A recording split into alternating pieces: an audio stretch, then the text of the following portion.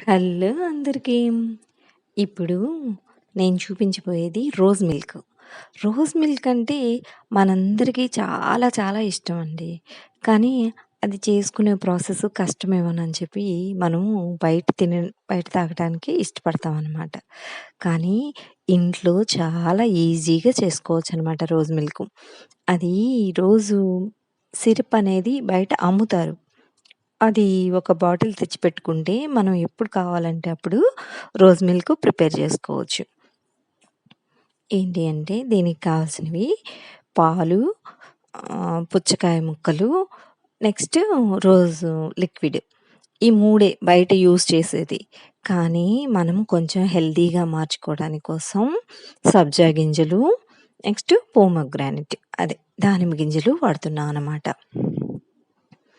అయితే దీన్ని చేసే ప్రాసెస్ సబ్జా గింజల్ని ఒక హాఫ్ అన్ అవర్ ముందు నానబెట్టుకోండి. నానబెట్టుకొని ఒక 2 స్పూన్లు సబ్జా గింజలు, నెక్స్ట్ ఒక 2 స్పూన్లు దానిమ్మ గింజలు, నెక్స్ట్ వాటర్ మిలన్, తర్వాత దానికి సరిపడా పాలు, ఒక 2 స్పూన్లు రోజ్ సిరప్, వీటన్నిటిని చక్కగా కలుపుకోండి. ఇది బయట కొన్న రోజ్ మిల్క్ కన్నా చాలా చాలా బాగుంటుంది. మళ్ళీ చాలా హెల్తీ అనమాట. ఇలా ఒక్కసారి కనుక చేసిచ్చారంటే మళ్ళీ మళ్ళీ మీ పిల్లలు పాలు తాగరు. మీరు కూడా పాలు బదులు రోజ్ మిల్కే చేసుకుంటారనమాట. అంత టేస్టీగా ఉంటుంది.